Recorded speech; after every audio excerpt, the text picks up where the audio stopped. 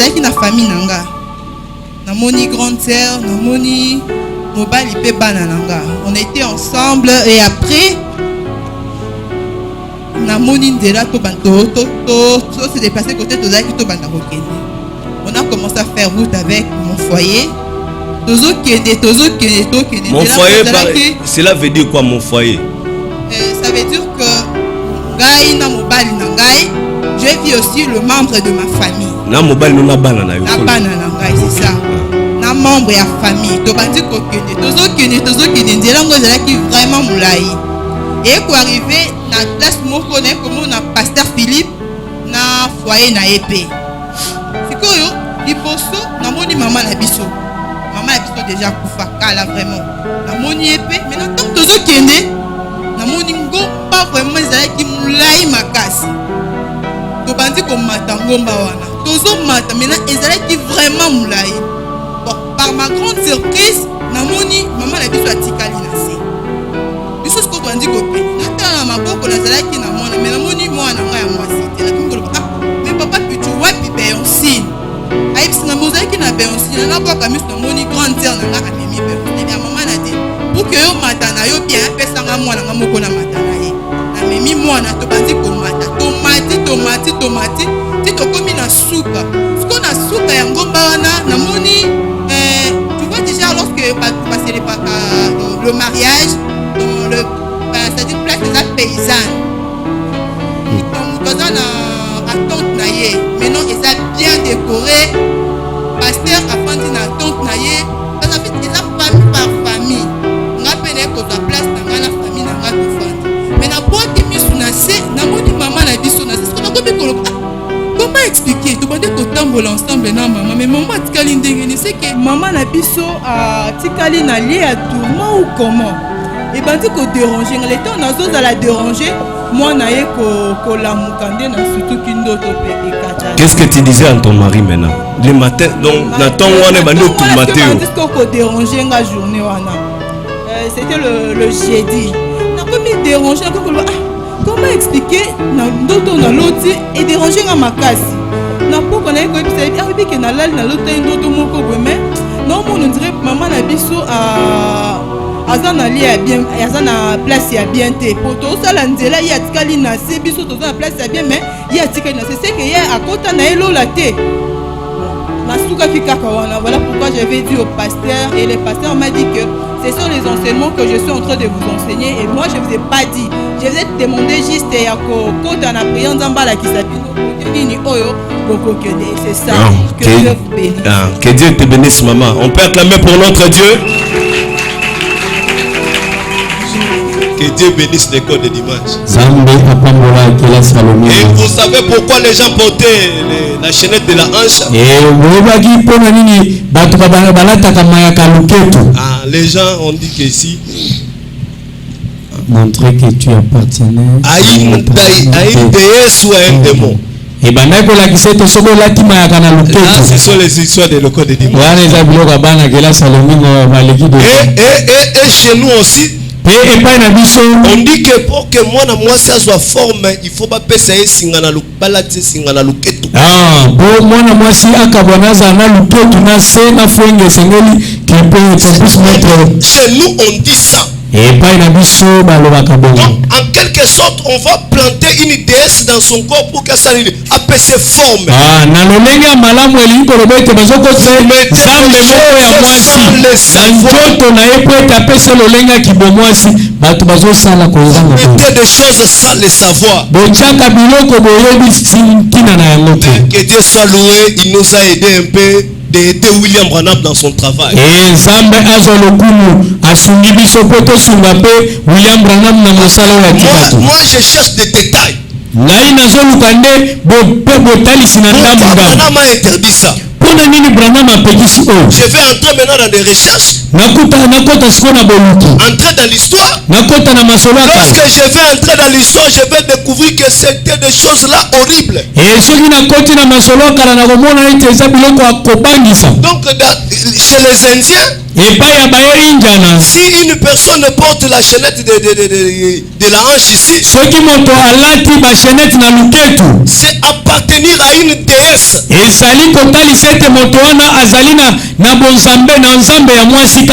Azaya déesse moko.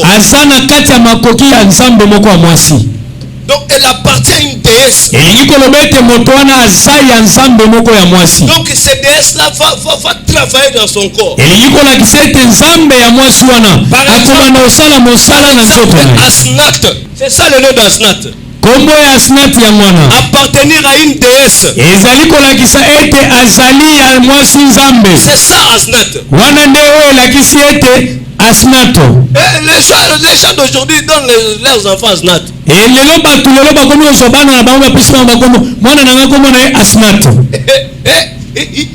Donc ici dans l'histoire, si Batia Moutoumana Singana Loketu, et ça a appartenir à la déesse Moko. Si on prend la corde où les fils on met dans l'orange, cette personne appartient à une déesse. C'est ça.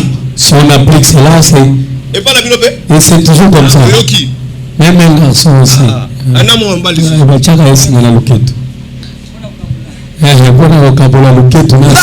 Vous voyez l'origine. Vous voyez l'origine. Maintenant, chez les Asiatiques, ils mettent des fils de hanches de l'or ou de bronze ou de l'argent.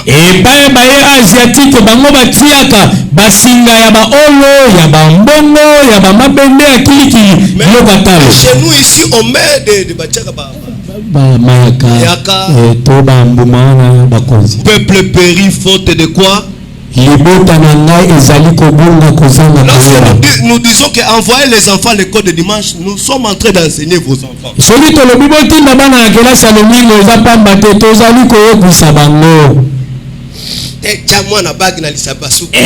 Prends la bague, mets cela. Mets ton enfant la bague ici dans les orteils.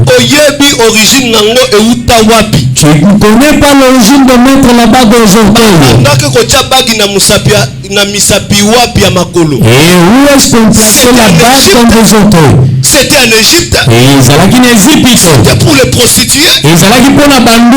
Pour leur donner beaucoup de chance.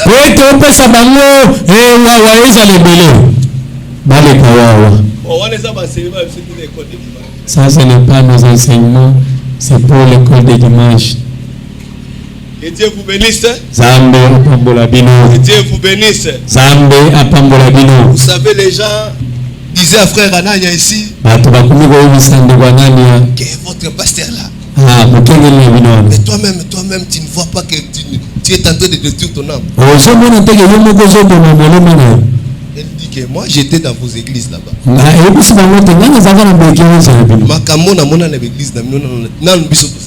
Et des histoires que moi j'ai vécu dans vos églises, ici chez nous, nous n'avons pas encore fait cela.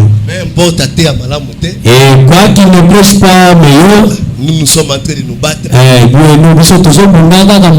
Et Dieu va nous aider. Est-ce qu'aujourd'hui vous ne manquez pas de chaises? Maman Sharon, Maman Sharon là-bas, il n'y a pas de chaise. Papa va marquer les arabes. Donc nous continuons toujours notre sujet de cette dimension. On a étudié ensemble vous les trois dimensions.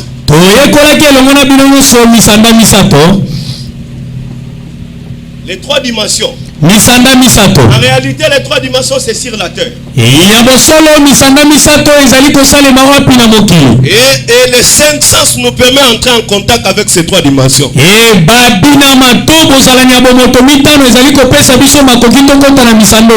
si nous vivons ici sur la terre, nous vivons avec ces trois dimensions. Et nous avons étudié aussi la quatrième dimension. La quatrième dimension, nous avons dit que c'est la science qui nous permet de connaître qu'il y a quatrième dimension. Et mosanda minei tolobaki ete ezali zebi ya mokili yango nde ezali kosunga biso ete tokende koyeba mosanda minei. Et on avait dit qu'il y a des démons qui vivent dans ces quatrième dimensions. totalisaki ete ezali na bademona kobikaka mpe na mosanda ya minei. On avait dit aussi il y a des anges qui vivent dans la quatrième dimension. tolobaki ete ezali mpe na baange oyo babikaka na mosanda Et les minei. démons que nous voyons ici, ils viennent de la quatrième dimension. mpe bademona oyo biso tomonaka bautaka wapi na mosanda Et les minei. maladies que nous sommes en train de vivre ici, ils viennent ici dans la quatrième dimension. mpe babokolo nyonso ekotaka na banzoto ya bato eutaka wapi awa na mosanda minei. Et nous vivons, donc pendant que nous parlons ici, ils sont là en train de circuler. e tozali kobika na ntango yo nanga tofandi awa bango bazali awa na mosanda minei bako balukaka Ils awa sont na en kati. train de vivre au milieu. bango mpe bakobikaka na kati na biso Il y a ndenge des tofandi. anges aussi, ils sont au milieu de nous. bange mpe mpela baza na kati na Ils biso sont en train de sillonner la salle ici. bazali kotambolaka na kati esika tofandi Les awa. démons aussi sont en train de circuler. bademona mpe bazali kotambola lolenge moko. Et nous avons dit aussi qu'il y a une cinquième dimension. tolobaki mpe ete tozali na mosanda mosusu Et ya la misano. cinquième dimension, c'est là où vont les pécheurs. e tolobaki ete mosanda ya mitano eza esika oyo basumuki bakendaka. Lorsque les pécheurs meurent, ntango basumuki bakufaka ils partent dans la cinquième dimension. bango bakendaka mbala moko na mosanda mitano. Nous avons dit que tolobaki ete avant d'arriver à la cinquième dimension, yambo ete okoma na mosanda mitano et tu dois mourir premièrement. liboso nano esengeli okufa. Et nous avons montré avant d'arriver dans la cinquième dimension, totalisaki yambo ya kokoma na mosanda mitano il y a trois types de corps. ezali na balolenge misato ya banzoto. Nous avons le corps mortel. tozali na nzoto ekufaka Pendant que nous sommes ici sur la terre, na ntango tozali awa na mokili. lorsque nous vivons dans ces trois dimensions, ntango tozali kobika na misando misato nous vivons dans les trois, nous vivons dans le corps mortel. tokobikaka na nzoto ekufaka. Et lorsque tu vas quitter ces trois dimensions, na ntango okotika misanda oyo misato oyo quitter le corps mortel, okotika nzoto tu ekufaka vas te revêtir du corps immortel. okolatisama na nzoto ekufaka te. Que tu sois chrétien, ozala mokristo, que tu sois musulman, ozala moye que mizilimani, tu sois un croyant, ozala moto ondimaka que te, tu sois sorcier, ozala ndoki, que tu sois magicien, ozala moto na soloka, tu vas te revêtir du corps immortel. okolatisama na nzoto oyo ekufaka C'est te. ce corps immortel eza nzoto wana ekufaka qui va te. te permettre d'aller dans la cinquième ou dans la sixième dimension. yango nde ekosunga yo ete okota na mosanda ya mitano to ya motoba. Parce que la cinquième dimension, po ete mosanda ya c'est là mitano où vont les péchés. eza bisika basumuki bakendaka. Si tu n'as jamais reçu le Saint-Esprit, soki yo nano ozwa molimo santu te, tu n'as jamais reçu Jésus comme ton Seigneur et Sauveur, soki oyamba nanu yesu te lokola mokonzi mpe mobikisi na si yo, tu n'as jamais reçu la nouvelle naissance, soki ozwa nanu mbotama ya sika tu te, vas partir dans la cinquième dimension. bisika yo kokende ezali mosanda ya mitano. Lorsque tu vas quitter ce corps, ntango okotika nzoto que yo, tu veuilles ou pas,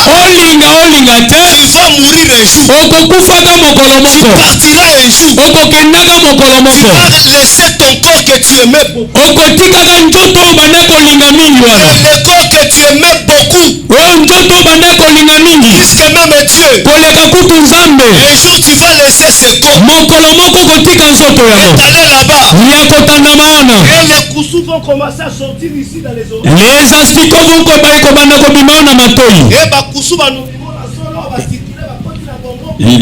Les asticots vont commencer à circuler partout et devenir du corps de la terre.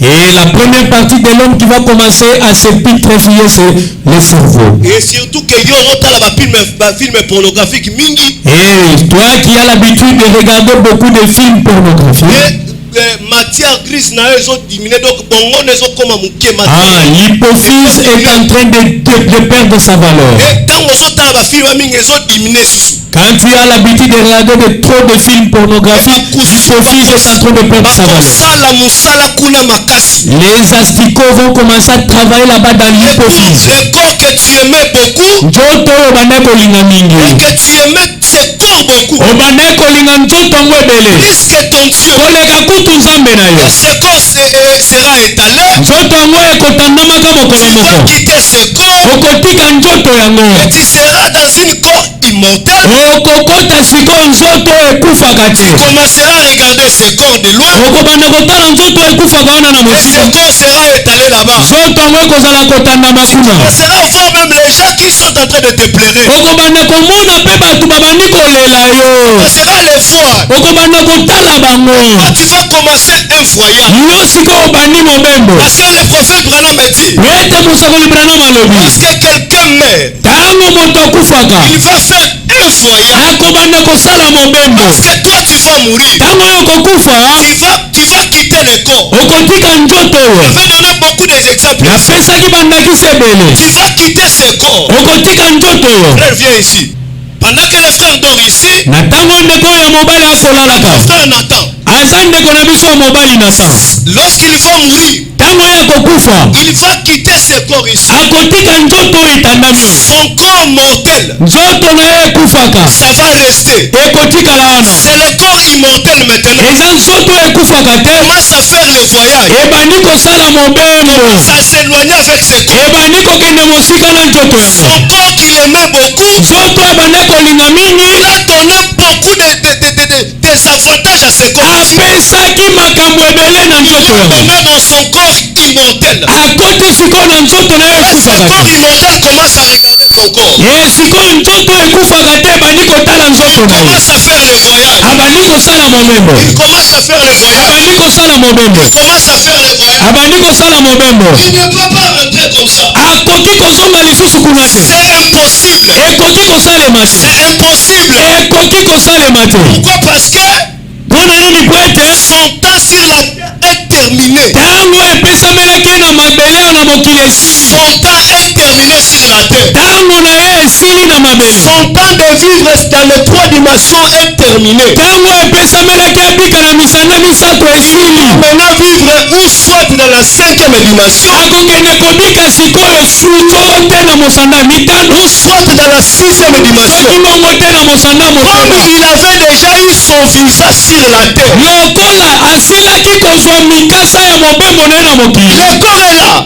nzoto yango wana Il commence à faire le voyage. ye wana bandi kosala Il mobembo. commence à faire le ye voyage. wana na mobembo. Comme ce jeune homme riche, lokola elenge mobali il a oyo fait le voyage. asalaki mobembo. Il est arrivé dans les lieux du tourment. akomaki na esika minyoko. Dans la 5e dimension. ezalaki na mosanda mitano. Son corps était là. nzoto na ye ezalaki boye. Oh mes frères et sœurs, o bandeko mibali basi. il faut penser à ça. esengeli kobanza moke na Un yango. jour tu vas arriver à la fin de ta vie. ete mokolo moko kokoma na Il y suka a ya un temps mobembo. pour naître. ezali na ntango mpona Il y a un kokufa. temps pour mourir. eza mpe na ntango mpona Mes kokufa. frères et sœurs, bandeko mibali basi. tu arriveras à ta fin. okokoma na suka Tu na vas yo. commencer à regarder ton corps. okobanda kotala nzoto na yo boye. Les gens de ce monde disent que ata bato ya mokili oyo balobaka oh mabele eza molunge, mabele eza molunge te. la terre est vraiment chaleureuse.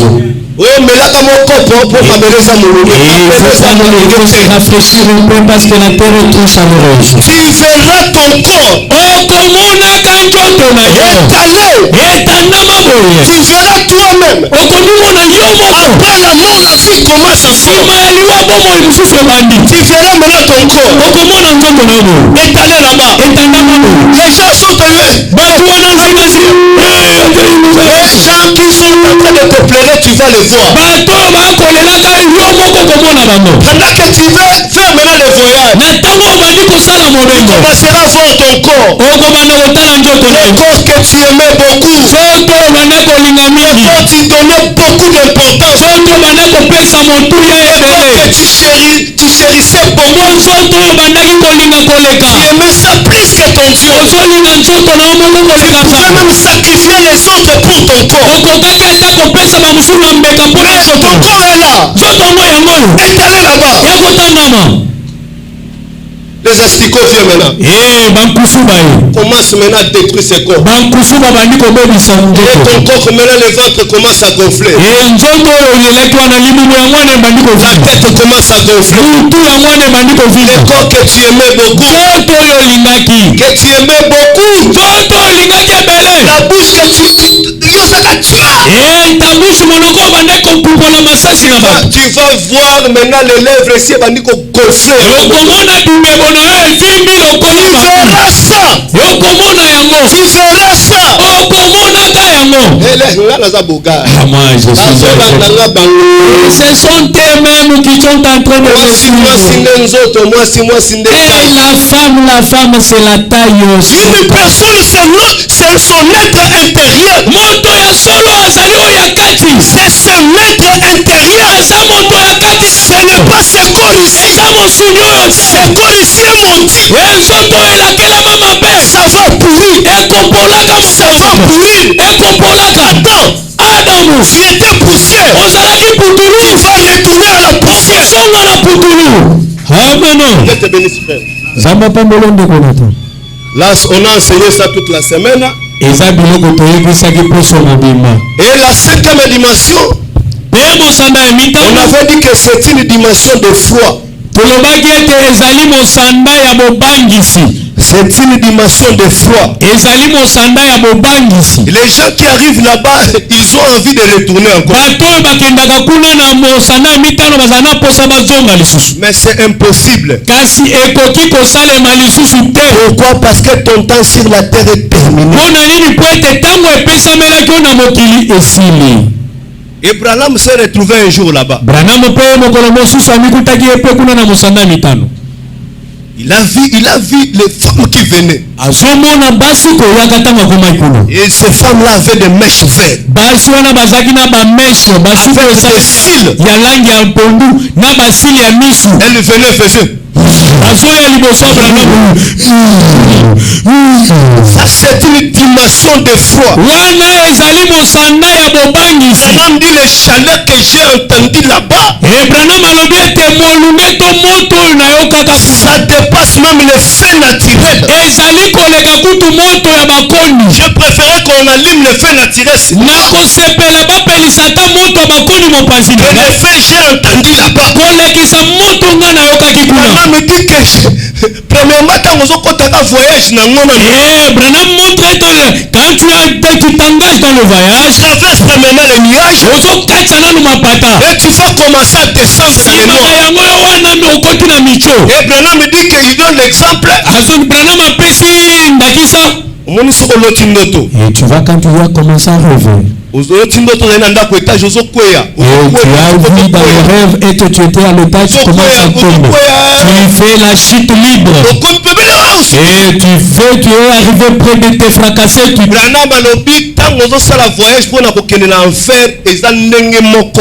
Branham montre que la même façon que tu fais le voyage en enfer, tu vas premièrement commencer à monter dans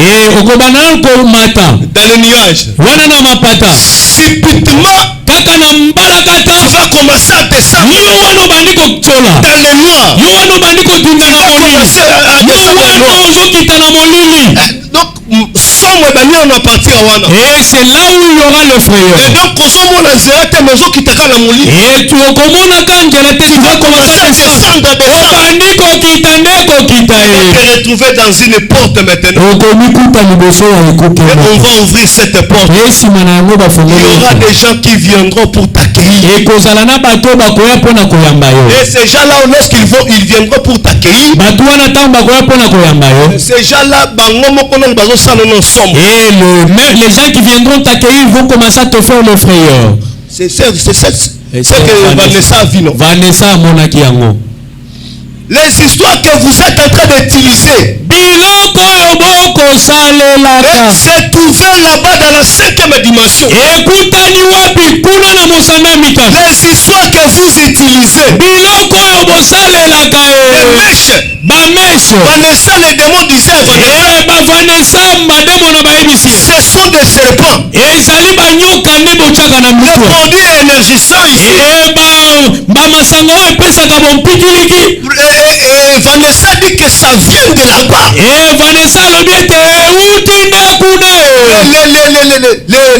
Les jus sans alcool. Les bavares, il y a tout qu'on sort. Je me pose des questions. Comment se fait si on peut faire une bière sans avoir l'alcool à l'intérieur. balambi masanga ezanga eloko elangusa. Tous les produits complètent avec les histoires de la bière.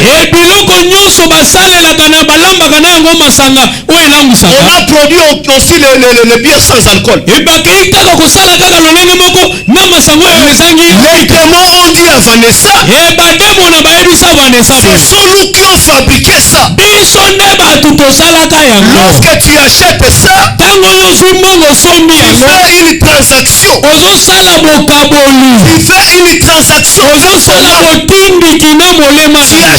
Tu vends ton âme. ozali koteka molema na yo. On te donne du plaisir. biso tozopesa babiyenga. D'ailleurs, Vanessa, tika nanu. ton Dieu n'était pas créé bête. nzambe na yo akelaki yo kitoko te. C'est nous qui t'ont donné la beauté. biso nde topesaka yo bonzenga. Ton Dieu ne t'a pas créé bête. nzambe na yo akelaki yo kitoko te. C'est nous qui t'ont donné la beauté. biso nde bato topesaka yo bonzenga. Et si tu es belle aujourd'hui, soki lelo okomi kotakata c'est boye, grâce à nous. eza mpo na biso nde tosala C'est yo. grâce à nous des démons. biso bademo na nde Nous tosala. avons nos produits sur la terre. toza na babiloko na biso na mabele. Au supermarché, kuna na nous basupermarché avons nos produits. toza na biloko na biso. Nous avons des produits éclaircissants. toza na biloko etelisaka nzoto. Lorsque toi tu achètes, ntango yo osombaka tu yango, vends ton âme. ozali koteka molema na Vanessa, aujourd'hui toi tu fais le regret, tu sais. lelo okomi lolendo okomi koloba boye, C'est grâce à nous. eza mpo na biso. Toi tu es belle maintenant. yo oza sikoyo bonzenga. Les ongles que tu as mis, manzaka oyo bakisi c'est pour nous. eza ya biso. Est-ce que c'est ton Dieu qui t'a donné les ongles? sa nzambe na apesa yo manzaka boye, C'est nous.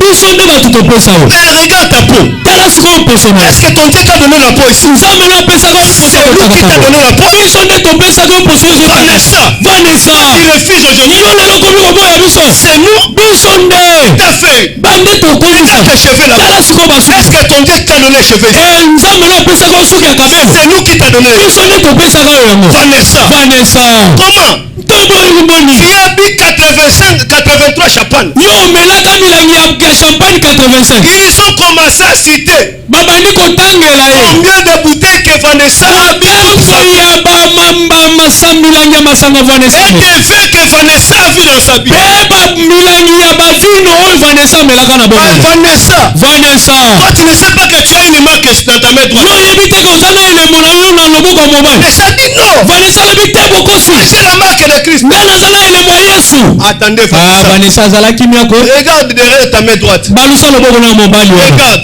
tala yango na Qu'est-ce su que tu vois? nini ozomona. 666. nkama lokama na tuku nini Vanessa a commencé à regretter. Vanessa bandi kolela. Tous les temps qu'il allait à l'église, batango nyonso banda kokende elle losambo, avait une marque de la bête dans son main. azalaki na elembo ya nyama na loboko na ya mobali. J'ai fait 30 ans. nasali mibu tuku misato, J'ai donné ma dîme. nabanda kopesa mokolo Je zote, partais à l'église. nabanda kokende na losambo, J'avais la marque de la kasi bête. ngai nalo elembo ya nyama. Vanessa, Vanessa, Vanessa, tu sais, ti oyebi on va te donner encore un message. tokopesa osango moko. Va dire aux gens qui sont dans le monde. yebisa bato bakozonga na Mais moto. toi, kasi yo viens entrer ici. ya kokota Ta nango place est ici. esika na yo Vanessa yango oyo. Ta place est ici. esika oyo Tu kotikala ne sais pas, Vanessa. oyebi te Vanessa, Ce sont nos produits. eza biloko na Ils biso t'ont aidé dans les mariages. yango nde sunga okota libala. Vanessa, tu ne sais pas. Vanessa yo oyebi te, Attends, on va te donner. tika tokopesa Mais tu ne sais pas nos produits. oyebi te biloko na Tu biso t'es donné à fond sexuellement. nde banda kopesa makasi ya boya Pour bolumu aider ton mari. po ete mobali akendaka mosika te. Vanessa était surpris. Vanessa asutuki, Elle était surpris. ake kosutuka, Tous les histoires qu'elle pratiquait, biloko nyonso banda kobukusa ça venait du diable. ezouta pepaka Ça diable, venait de la 5e dimension. ezouta na mosanda mitano. Le diable connaissant sabolo koyebaka son temps est presque à la fin. ete ntango ya Vanessa ekomi na suka.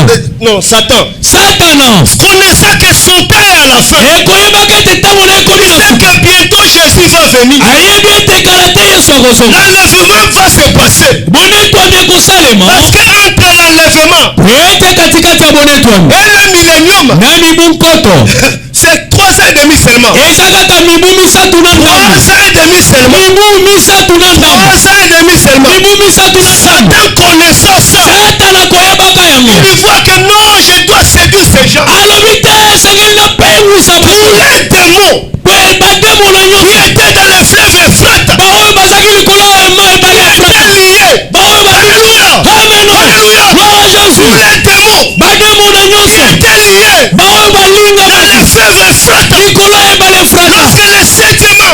mwosha ya sambo était venu sur la terre. ayena mabele Il a commencé à sonner la trompette. abandi kongangisa kelelo Le Saint-Esprit, bamilimo wana le Saint-Esprit milimo sambo qui était lié oyo elingamaki dans le fleuve dénominationnel likolo ya ebale ya et le message du 7e ange. ete musango ya mwosha ya Lorsqu'il sambo a commencé à sonner, ntango abandi kongangisa les démons qui étaient liés, bademo no le balingamaki Saint-Esprit qui était lié molimo mosantu elingamaki dans le message du 7e ange, ntango sango ya mwosha ya sambo lorsqu'il a commencé à sonner, ntango abandi le kongangisa Saint-Esprit a été délié. e molimo mosantu Les efungoli démons aussi bademo na pe qui étaient dans le fleuve Euphrate baye bazalaki likolo a ebale été déliés. bafongwamaki Pourquoi mes frères? mpona nini bandeko Les démons qui étaient dans l'état de Sodome, e bademo no bazali na ntango ya sodomi les démons de la sexualité, ezalaki demo na molumbu les démons de l'homosexualité, o demo na mibali na mibali basi na basi démons qui des démons bademo na qui étaient dans l'état de Sodome, baoyo bazali na ntango ya sodomi qui pratiquaient la zoophilie, baoyo babandaki kosalaki bonyama les démons bademo na qui aimaient beaucoup la masturbation, bayi babandaki komiluka baposa les nzoto démons bademo na au temps de Sodome na ntango ya sodomi étaient liés. balingamaki Et lorsque Branham ntango branam a sonné sa trompette, alangangisi kelelo ces démons bademo na wana ont nyonso été liés, efungwamaki sont maintenant sur la terre. akomi sikoyo na mabele Les démons bademo na qui aimaient le banditisme, oyo balingaki kuluna les démons bademo na qui aimaient le banditisme, balingaki kuluna qui détruisaient même les maisons, baoyo babanda koboma ces bandako démons bademo na ont wana été déliés, bafungwamaki sont maintenant sur la terre. baza sikoyo na mabele Alléluia, ameno alléluia. ameno Et tous ces démons, mpe bademo na wana ils nyonso sont entrés dans le corps des gens. bakoti na banzoto ya bato Toujours la sexualité. wapi kei bolumbuka Mes frères et sœurs, bandeko mibali Branham dit, branam alobi Satan, satana les serpents anciens, azali nyoka ya kala les serpents. aza nyoka Branham dit, branam alobi Satan avait profité satana akendaki kokotela dans son caractère du corps. na lolenge ya nzoto na ye Satan a profité. satana akotelaki Il a vu avec le corps du serpent. amonaki na nzoto ya Je nyoka peux travailler. nakoki kosala na yango Oh, mosala avec le corps du lion, kasi na nzoto nkosi je ne peux pas entrer. o nakokota te Avec le corps du serpent, kasi na nzoto ya nyoka je peux travailler. nakoki kosala mosala Et séduire Ève. mpe napengusa ewa o moi dieu m'a créé Comme le pasteur disait, lokola motelingeli moko banda koloba il y a d'autres femmes, si tu la regardes seulement comme ça, tu bénis l'éternel. Et il déclare que ce sont des êtres que Dieu a vomi. Et Dieu a commencé à vomir ces êtres. les musiciens chantaient. Et Alangaze Momoko Yembaki. Et Et dit, si tu regardes seulement ces jours comme des portes du ciel. C'était des démons. eza bademo Parce que les dieux adorés aujourd'hui, po ete nsambo bazali kolumbamela c'est la femme. amwasi Et le diable mpe sabolo s'incarne dans le corps des femmes azali komifandisa na banzoto pour détruire la force des enfants de Dieu. mpona kokende kobebisa makasi ya bana na Est-ce que quelqu'un peut dire amen? moto moko akoloba Est-ce iyo que quelqu'un peut dire amen? moto moko akoloba iyo Ces démons bademo na yango qui étaient là dans le fleuve Euphrate, bayo balingamaki na ebale frata qui étaient dans le temps de Noé. bao bazalaki na ntango noa Qu'est-ce qui s'est passé au temps de Noé? nini elekaki na ntango noa C'était la prostitution. ezalaki bondumba Les filles étaient devenues belles. basi bakomaki kitoko koleka C'était ça. ezalaki yango La multiplication des femmes. ezalaki mofuluki ya basi Aujourd'hui, lelo il y a beaucoup de femmes plus que les hommes. basi baza ebele koleka mibali C'est pourquoi les gens disent nde nango bato bazoloba la polygamie. kobala basi ebele Polygamie. kobala basi ebele Branham dit branam alobi la polygamie, boye kobala basi c'est ebele une vie de cochon. eza bomoi ya bangulu C'est une vie de cochon. eza bomoi ya bangulu Nous, on comprend. tozososola C'est malamu le problème de la nouvelle naissance. oza nene likambo Oh, l'homme paie, l'homme paie. oyo mobali akoki Il y a le problème de la nouvelle naissance. oza nene likambo kobotama nsima omeno Parce qu'au commencement, wete na ebandeli il y a un Adam ezalaki na adamu et une Ève. ewa moke Alléluia. gloire à jésus Alléluia. ameno merci jésus Oh, oh, oh oh. Pasteur, moi je veux. Cette femme elle est trop têtue. Et j'ajoute seulement une deuxième vraiment sa femme. Et Branham a dit, pasteur, toi-même tu as l'écriture, l'homme peut.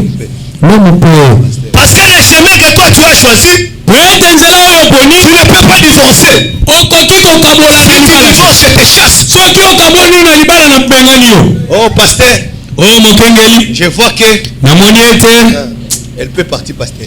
Moi je suis Qui t'a dit qu'elle veut partir? La Bible dit, si quelqu'un divorce avec une femme, elle pousse cette femme à devenir adultère. Ça, ce n'est pas moi, c'est Jésus qui dit. C'est ça l'évangile à l'ancienne mode. C'est ça que je vais te purifier. Je vais te purifier cette épreuve. L'évangile de l'ancienne mode. Où les démons sont sur la terre. Il faut que les femmes deviennent belles. Les femmes devenues belles. Elles ont les produits. Vanessa a vu les produits. Les produits qui donnent ici, on appelle ça le pistolet. La femme a le pistolet. Vanessa. Est-ce que toi tu avais le pistolet? Oui, c'est moi qui t'a donné ça. C'est son nom qui t'a donné le pistolet. Et ton mari te suit à cause des pistolets. Vanessa, c'est ce que toi tu avais ça. Regarde tes ongles. Est-ce qu'elle est venue ici? Est-ce que c'est ton Dieu qui t'a donné? C'est nous qui t'avons donné. Alléluia. Vanessa. Les collants que tu portes. Est-ce que c'est ton Dieu qui t'a donné ça? N'est-ce pas que c'est ton Dieu qui a interdit ça? Vanessa, tu vas entrer ici. Ta place est ici. Vanessa ne saurait pas même douter encore. Elle a commencé à pleurer. Vanessa. Il y a un enfer à éviter. Il y a un ciel à gagner. Nous vivons au milieu des démons. Branham un jour, après avoir été en enfer, elle était entrée dans une alimentation. Quand il y est, les démons ont dit à Vanessa, tu ne sais pas dans ces supermarchés, dans des restaurants, nous on a placé nos filles là-bas. De belles filles. Vos maris viennent prendre ces filles. Vous voyez dans des restaurants, il y a des belles gens avec des collants là-bas. Des prophètes. Je ne fais plus, je ne fais dire la vérité. La Bible dit, je vous ai envoyé la vérité. Et la vérité les avait affranchis. Vanessa, tu vois dans les supermarchés, on a placé nos filles. Nos maris, ils viennent pour que nos filles puissent les satisfaire. C'est ça que Vanessa dit, non? C'est ça que Vanessa dit.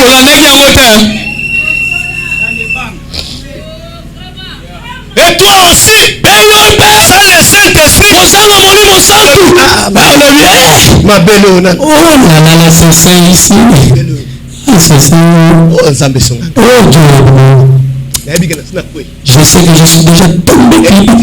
J'ai fait le barami. Permis que je puisse voir seulement une fois. Laisse-moi voir seulement. Que je change. Toi, tu es un Dieu de bonté. Tu as le ministère de pardon. Je sais voir seulement une fois. Je n'arrive pas. Je suis sincère. Tu es déjà tombé. Pourquoi? Parce que la fille là, lorsqu'elle porte les seins, les seins sont comme des cartouches. effectivement, ce sont des cartouches. ya solo mutu ya mabele eza masasi Et il tue les enfants de Dieu. mutu ya mabele mwasi wana ezoboma bana ya nzambe ezopupola pupola zometoza azopupola bana ya nzambe azopupola penanga na esika obokima masasi na esika oskive masasi yo ozotala kaka masasi na to azopupola kaka masasi otali kaka oh jésus. Je vois des filles ici. na bandi komona bana basi Des filles ici le vendredi. bana basi awa na kati ya nzela Okanisi na kobomba na kobomba. vous savez que je vais garder Branham me dit, Branham alobi je vais prêcher nakoteya comme c'était la dernière prédication de ma vie. lokola eza liteya suka ya bomoi Si nanga je vais mourir, soki nakolinga nakufa je pars. nakende nanga ameno Je sais, nayebi la mort est devant moi. liwa eza liboso nanga Partirai de ce cas de ma vie. nakokende moko na mikolo eza te Chanter le vendredi. nayembaki mokolo na misolo na mitano Qui est ton nana, passier. Qui est ton nana, koinana. Nini ekoki kokangola ngai mobele kufa na ngai balingaki ngai na mokili ngo bakolela ngai na moka ye je sais que je partirai nayebi ete nakokendaka qui m'a aimé baye nyonso balingaki ngai allez commencer à pleurer nous okotikala kolela mokengeli na biso te enfants seront là bana na nga bakozala wana notre papa o tata na ngai votre papa est parti tata na bino akei parti dans la gloire akei na nkembo de là me na ngambo wana ameno merci jésus mes frères et sœurs bandeko mibali basi j'étais ici le vendredi nazalaki ya mokolo ma misala mitano puis les jeunes filles namoni bilenge basi de 16 à 17 ans bazalaki mibu zomi na motoba zomi na sango devant baza wana liboso l'autre dansait comme ça te mosusu azosala boye j'ai dit oh pitié Seigneur nalobi mawa nkolo je vois maintenant nazomona sikoyo des démons bademono en chair humaine na nzoto ya bato les filles faisaient comme ça basi bazosala boye bazosala je faisais comme bamosusu bazosala boye j'ai dit des démons alobi bademono ils sont là baza wana pour nous tuer mpona koboma biso ce sont des missiles baza lunduki ce sont des missiles eza lunduki des mitraillettes bamasasi ya minene tuer les enfants mpona de Dieu kopupola bana na nzambe un enfant de 16 ans mwana ya mibu zomi na saa moto mitraillette aza na lisasi une mitraillette aza munduki ya koboma tuer azopupolaka bato lorsque toi aussi tu vois ntango omoni tu pars un peu dans la chambre okenda na kikuku na supu peut-être tu prends le savon okei kozwa sabuni peut-être tu prends l'huile okei kozwa mafuta commence à te masturber obandi komiluka baposa na oyo omonaki Vanessa dit vanessa alobi nous avons nos démons toza na bademona na biso ils viennent de la 4e dimension bautaka na mosanda minei ils sont là maintenant pour accueillir les bazali wana bazozela bamimboto lokola mabonza donc lorsque toi tu fais la masturbation ntango oyo ozali komiluka baposa obimisa oyo mimboto c'est voir bango baza bazela mimboto tu ne ozokwesa vois pas ces démons yo komona bademona wana parce qu'ils sont dans la 4e dimension mpona nini bango bana mosanda minei si toi aussi la sœur soki yo mpe ndeko ya mwasi tu es dans les périodes de l'ovulation ozali na ntango na yo ya kibomwasi fais la masturbation obandi komiluka baposa et ils vont acquérir bango mpe bakoya kozwa mondoto na yo ils vont amener ça là-bas bakomema yango wapi na lifelo ils auront des enfants avec toi bakokende kobota bana nao na lifelo ces enfants là t'entendent là-bas bana wana bakozela yo mpe kuna na lifelo ils sont entrés dans la porte de t'attendre bakota na ekuke ya kozela yo ils sont entrés de t'attendre baza wana na ekuke bakokota na to bakozela yo tinde mokoya les autres disent non bamosusu balobaka te avant de passer nous avec la femme yambo ya koleka butu na mwasi je vais l'amener un peu à INRB nakomema ye na inerbe qu'elle fait un peu le test de sida akendani kosala bomeki ya sida toi tu as peur le sida non obangaka nde sida laisse-moi te dire tika nayebisa yo un jour tu vas arriver à la fin mokolo moko okoma na suku tu vas t'étaler là-bas okotandama wana tu vas t'étaler là-bas okotandama wana ton corps est là nzoto tu vas satisfaire le corps non obanda nde kosepelisa le yango corps sera étalé là nzoto obanda kosepelisa yango sorti maintenant dans ton corps immortel yo sikoyo obimi na nzoto okufaka te maintenant qu'est-ce que Dieu va faire nini nzambe akosala il va regarder seulement dans la poitrine ici abandi kotala na tolo ya immortalité il voit maintenant abandi kotala ça c'était Marie-Josée oyo eza bakrampo ya marie josé c'était à Kikwit awa ezalaki na kikwiti c'était 4 janvier ezalaki na mikolo ya sanza ya 1967. Après 2 mois après, nsima ya basanza mibale lisusu c'était José. kuna ekomaki Joséphine. Quelque temps après, nsima ya matango tu étais descendu à Kwamutu, okendaki na Kwamutu kuna na ebale juste à côté de la rivière, ezalkaka na mopanzi ya ebale wana ya Kwamutu na fleuve. avant de ramasser cette fille. yambo yokutana na mwana basanzisi Tu avais pris un peu de temps. omelaki mwa ntsamba lisusu. Tu as ramassé la fille de Guylaine. okenda kozwa mwana maswana ya Guylaine. Tout c'est compté ici dans la poitrine. nyonso basi nyonso ozwa wana bango baza wana tolo na yo. C'est compté ici à la poitrine. bakomona bango na tolo na yo. Wana au côté la misu. À ce moment-là, tu vas rougir. Rappelle notre pasteur Philippe. Oh, c'est un peu d'appeler pasteur Philippe. Parce que Dieu va dire non. Il fait sortir la prédication. Regarde ce que le pasteur Philippe a prêché. Qu'est-ce qu'il avait prêché? Non, tel. Nous là-bas c'est là. Combat de vous. Allez. Chrétien. Allez. Chrétien. Fire. Fire. Fire moto. Le pasteur Fire lui-même il est en train de transpirer là-bas. Yemoko pasteur moto azokutaka kuna na moto. Lui-même il est en train de transpirer là-bas. Kuna na moto pasteur kutu fire yamoko emeli. Lui-même il est en train de transpirer. Yemoko fire emeli. Tu vas demander pasteur Obeminga nini?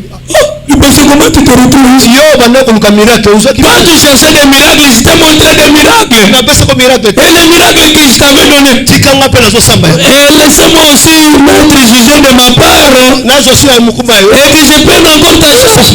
Toi, tu vas changer, tu te défendre pour ta part.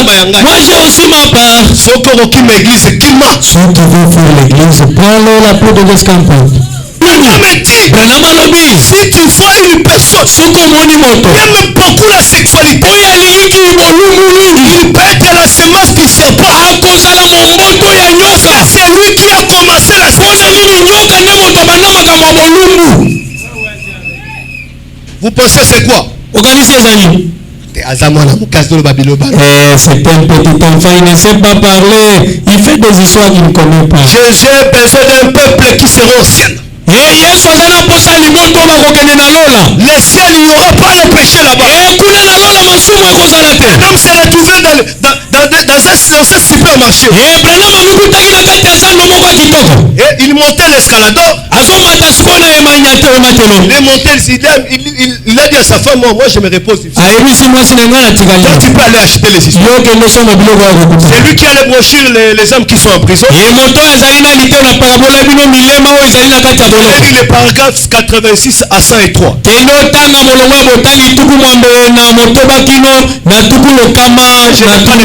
vais entrer dans d'autres choses. Et Branham était là. Donc il s'est reposé. Mais d'à chercher les habits pour Sarah et Rebecca. Branham subitement, il a vu des Espagnols et des Allemands qui passaient là-bas. Il a vu une fille avec une culotte là ici. Avec les cinglés comme ça. Ici c'était vide. Ils avaient des trucs dans les yeux. La tête était de grosses têtes. Lorsqu'il a vu, il dit que j'ai senti des sensations mauvaises. C'est comme si la sensation que j'avais entendue lorsque j'étais dans la 5e dimension. Comme ça. Directement la vision est revenue encore. Et des femmes là parlaient comme les gens qui étaient dans la 5e dimension. Ces femmes là étaient dans des mèches. Étaient dans des cils. Des vernis. Ils ont mis les trucs bleus dans les yeux. Nous sommes à la fin. L'homme a senti, il commençait à avoir la fièvre. L'homme pensait qu'il est dans la fête. Et Jésus maintenant ezalaka lifelo Mais c'était l'enfer sur les 3 dimensions. ezalaki lifelo ezali kobika na misanda misato C'est pourquoi Vanessa aussi, nde na yango Vanessa mpe elle aussi, ye mpe comme elle utilisait les produits ndenge banda kosalela biloko qui venaient de la 4e dimension. oyo eutaki na mosanda minei Mes frères et sœurs, bandeko nanga mibali ya basi beaucoup de gens vont se retrouver en enfer. ebele ya bato bakomikuta na lifelo De make-up. na bamakeup Mais tout le banane, biso mokona. totikala Au pasteur Alexandelo. ah pasteur tu as exagéré Mais n'est-ce pas que nous sommes dans l'âge des tromperies, non? toza na eleko ya lokuta te C'est lui qui n'a pas le nez comme ça. na oyo azali na misolo asonge te Mais avec le make-up, kasi na bamakeup on peut faire ça. bakoki kobenga ye On tire le nez comme ça. babengi ezolo ekomi songe Comme les blancs. akoma mondele Et lorsque toi tu vois ça,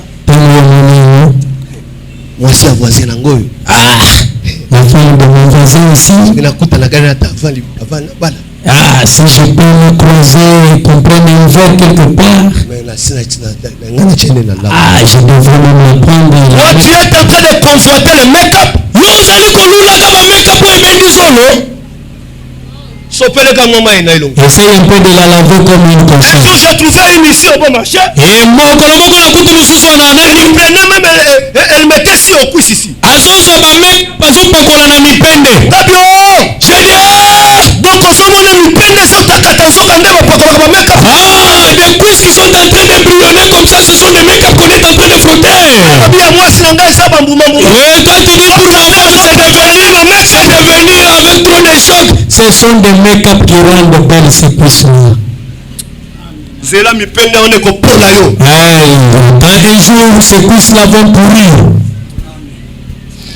La 5e dimension, mosanda ya mitano c'est là où vont les pécheurs. eza bisika basumuki bakende Si tu ne mets pas ta vie en ordre, soki otie bomoi na yo na molongo te tu vas aller dans la 5e dimension. okokota na mosanda mitano Maintenant dans la 6e dimension, sikoyo na mosanda motoba c'est là que nous avons commencé. nde bisika tozobanda Aux pression que nous avons ça la nini. toi tu es pressé de retourner à la maison qu'est-ce que tu vas aller faire là-bas Tu as dit au part?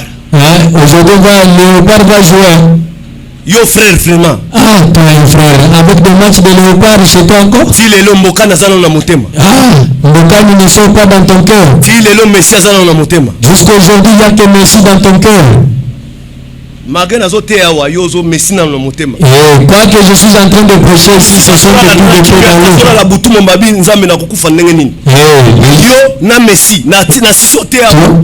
toi avec Messi avec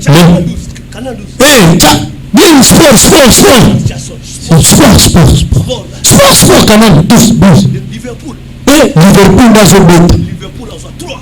Liverpool score oh pronostic à l'électro ah Dieu nous a gagné Nzambe atamuzo to nzambe. ah là que ce sont seulement les dieux des Zimbo Est-ce que Israël donc dans l'Ancien Testament, est-ce que Israël avait le stade? Israël azalaki na bitambo ya ndembo Israël avait le stade. Israël azalaki na Lisez l'histoire, non? mais botanga lisolo Lisez l'histoire, non? botangaka masolo akala Mais le Dieu que vous priez, kasi nzambe obino bobonza c'est le Dieu d'Israël, non? aza nzambe ya Israel Est-ce qu'il y avait le stade là-bas? azalaki na bitano ya ndembo kuna na Israel Mais à Babylone, il y avait le stade. kasi na babiloni baitano ya ndembo oyo Les ezalaki Philistins avaient le stade. epai ya bafilistia babitano Ah, l'Israël, il n'y avait pas de stade. kasi na Israel bitano ya bandembo ezalaka te Nos maisons aussi, il n'y a pas de stade. ya bandako na biso bastade mpe ezalaka te Il n'y a pas de statue de Messie dans la maison. kuna bikeko ya bamesi babeti ndembo eza te Les saints Cristiano Ronaldo chez les païens. eba Cristiano Ronaldo epai ya bapagano J'ai besoin de candidats naza na posa ya bato qui me prennent le visa. bayo bakozwa makasa ya Pour aller boyebo dans la 6e dimension. po bakende na mosanda ya motoba Si tu veux aller dans la 5e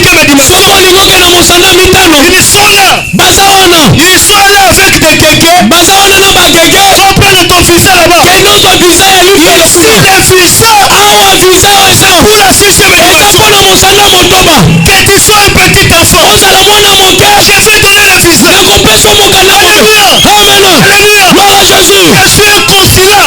ozala Je suis un consulat. nazali moto apesami mokonzi Je m'a placé ici nzambe apesi nga ntianga pour donner le visa. mpona kopesa bavisa Pour aller où? mpona kokende Dans la 6e dimension. na mosanda motoba Alléluia. gloire à Jésus Si tu veux aller dans la 5e dimension, soko olingi okende na misana mitano. Les églises sont là. Bingeleza misana mitano bazali. Ils vont te donner. Bakopesa pe makasa mobembo. Ça. Bien makasa mobembo. Là tu as yamba. Wana eza recevoir. Ici.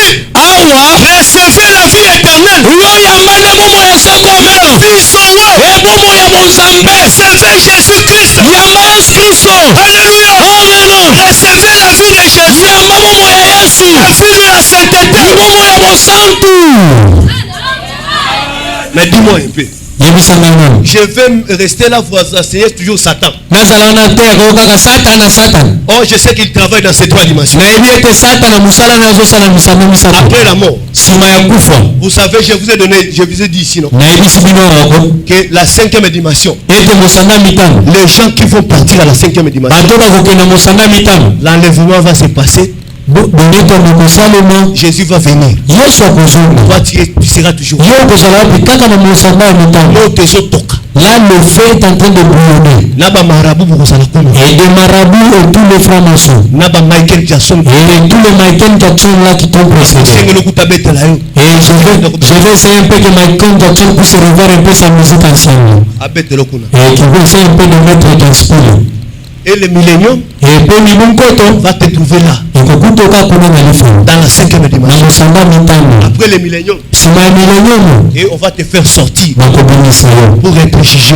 Et tu vas souffrir. Si sur la terre tu peux faire même 70 ans. Et là-bas tu vas faire plus de 1100. Plus de 1100 ans. Le millénium c'est déjà dans 1000 ans. Lorsque 1000 ans va se passer, on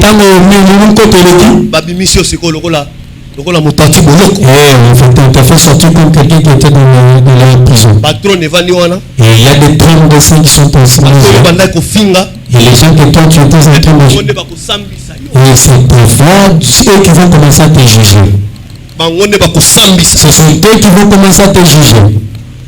C'est pourquoi Branham me dit que ce n'est pas un endroit envié d'aller. Beaucoup parmi nous ont eu des cauchemars. C'est juste parce qu'on nous dit que c'est parce qu'il y a des consciences qui sont en action.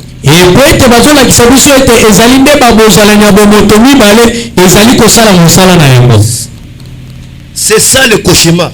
À sa mort le pécheur. Il a pris dans son âme entre la terre et l'enfer.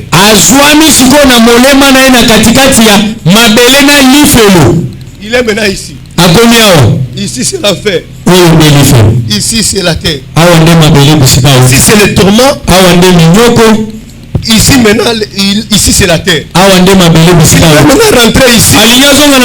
C'est impossible. Parce que son temps est terminé. Il doit aller seulement là-bas. C'est un cauchemar. C'est là qu'il se tient. Maintenant la sixième dimension. C'est en Christ Jésus. Les saints morts. Les saints en repos, dont l'œuvre est complètement terminée sur qui sont entrés en repos avec Christ sous l'autel. C'est beau. Cela peut être comparé à un bon rêve. Va voir s'interrompre en se réveillant. Ce n'est pas un rêve. C'est naturel. C'est réel. Mais je vous présente simplement cela sous une forme parabole. Il voyait maintenant son corps étendu là. Sa femme dormait sur les lits. Et lui, son corps, il voyait son corps. Il commençait à faire le voyage. Il commençait à faire le voyage. Il commençait à faire le voyage. Subitement, il regardait derrière. Il voyait son corps étalé là-bas. Il a continué le voyage. Subitement, il a vu comme une hache. Un chef verdoyant. Et il a vu ça de loin. Oh, il y regarde encore. Il voit les gens sont en train de venir. Les gens habillés en robe blanche. Les gens habillés en robe blanche. Venez embrasser frère Branham. Oh notre précieux frère.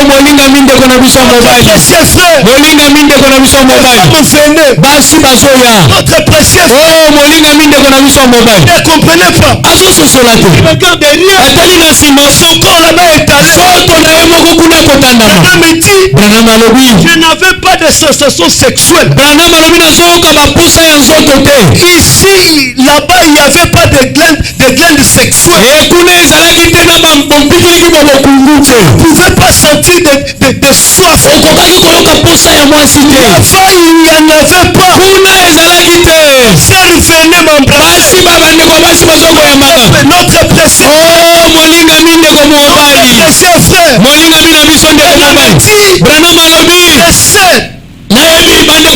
Avait des cheveux jusqu'ici à la base.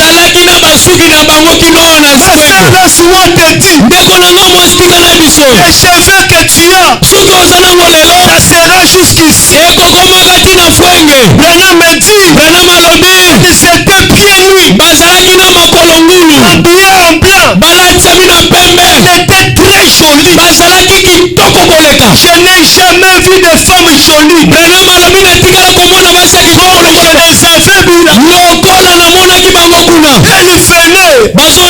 Une femme est venue. Très jeune. M'a embrassé. Notre précieux frère. Une fois m'a dit. Tu connais cette femme? Non. C'est toi qui l'as amené en Christ. Parce qu'elle avait 90 ans. C'est toi qui l'avais amené en Christ. C'est pourquoi elle se réjouit beaucoup. Lorsqu'elle t'a vu ici, elle se réjouit beaucoup. Branham me dit, et tous elles venaient m'embrasser. Notre précieux frère. Branham me dit, mais j'ai vu Hop. Elle était morte en 22 ans. J'ai vu elle était trop jeune. Elle était habillée en robe blanche. Elle était pieds nus. Elle était très jolie. M'a embrassé. Mon précieux frère. Elle est passée. Elle est venue. Elle m'a embrassé. Oh notre précieux frère. La foi a dit à Branham. Tu te rappelles de cette jeune fille? Non, je ne connais pas. C'est ta fille. Elle était morte à l'âge de 6 mois. Elle était morte à l'âge de 6 mois. Regardez ici. Elle est une jeune fille. Elle ne va pas mourir ici. Ici, il n'y a pas de mort. Il n'y a pas de maladie. Il n'y a pas de péché. Elle me dit, parce que les filles sont terminées, j'ai vu encore un groupe de frères. Lorsqu'elle venait, elle était habillée en robe blanche. Ils étaient jeunes. Ils étaient jeunes. Mes frères et sœurs. Me dit, elle venait m'embrasser. Notre précieux frère. Notre précieux frère. Elle venait. Notre précieux frère. Me dit, j'ai regardé ma mère. J'étais devenu jeune. J'étais jeune. Vous savez, la calvitie ici. Un jour j'étais parti au salon. On avait mis l'acide. Ça a détruit mes cheveux. Vous savez là-bas, j'avais les cheveux. Nathalie qui avait pas de calvitie. J'étais trop jeune. Et le temps qu'on a fait en effet, je voyais que le temps était là. J'avais le temps blanche. Je regardais pendant qu'ils étaient là. J'ai regardé. Il y avait quelque chose qui se tenait sur mon épaule. C'était quoi ma frère? C'était mon cheval. Alléluia. Alléluia. Alléluia. L'homme dit, je regardais. Je regardais encore arrière. Encore était étalé là. J'étais ici. J'ai vu ma femme. J'ai vu ma fille. Mes frères et sœurs. Tel que nous allons. Nous allons partir avec nos femmes. Moïse avait dit à Pharaon. Pharaon, nous ne laisserons rien ici. Nous allons partir avec nos femmes. Et nos enfants. Nous ne laisserons rien ici. L'Égypte n'est pas notre partie. Notre partie c'est la planète. L'homme dit j'étais là. J'ai demandé où est Jésus. Celui qui était ma vie. Celui qui était mon esprit. Celui mon absolu. Où est Jésus. Les gens ont dit il est un peu plus élevé. Il est dans la 7e dimension. Un jour il viendra. Nous allons quitter encore la 6e dimension. Alléluia. Alléluia. L'homme était là. Il dit on se fatiguait pas. J'ai venu m'embrasser. Nous étions dans la joie. Subitement l'enfant m'a dit il doit retourner. Non. Je ne peux pas retourner. Tu as encore un travail à faire. Non. Mon corps était là. Je voulais rester ici. Ici il y avait de la joie. J'étais trop jeune. Il n'y avait pas la mort. Il n'y avait pas la maladie. Frères et sœurs, la 6e dimension. Un jour, les gens qui vont partir à la 6e dimension, ils seront là. Le jour que Jésus va venir, ils seront là. Il viendra leur prendre. Il va leur donner le corps glorifié. Alléluia. Alléluia. Mes frères et sœurs, commencez à disparaître. Alléluia. Comme Abraham et Sarah. Il y a Jésus. Pour leur faire un petit tour. Voir un peu la ville. Sarah vient un peu. Ma Sylvie vient. On va aller voir un peu ma maison. Pourquoi où j'ai prié. Alléluia. On peut aller un peu ici. Au chantier ici. Côté lorsqu'il y avait des rails. Oh, je peux regarder un peu. L'endroit où j'ai prié. Un peu. Nous allons partir à Rond-Point Willery. Regardez un peu. L'endroit où j'ai prié. Alléluia. Seigneur avait dit à Jésus. Seigneur avait dit à Jésus. On peut aller visiter un peu. L'endroit où j'ai recevé des fichiers. Branham me dit quoi donc? C'était le corps glorifié. Lorsque Jésus va venir, la 6e dimension, on va vider la 6e dimension. Nous allons descendre ici sur la terre pour nous vêtir avec ces corps ici.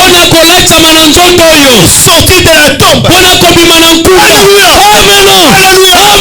Laisse-moi te dire, tu peux partir aujourd'hui. Gloire à Dieu. Laisse-moi te Un jour tu vas sortir de la tombe. Que le Seigneur vous bénisse.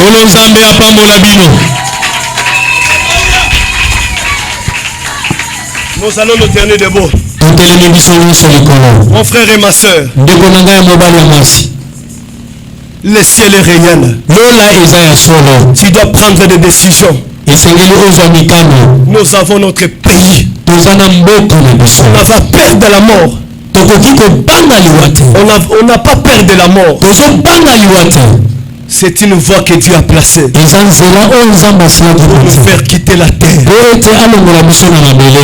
Tu dois dire à Dieu que Dieu puisse te révéler l'endroit où tu vas partir.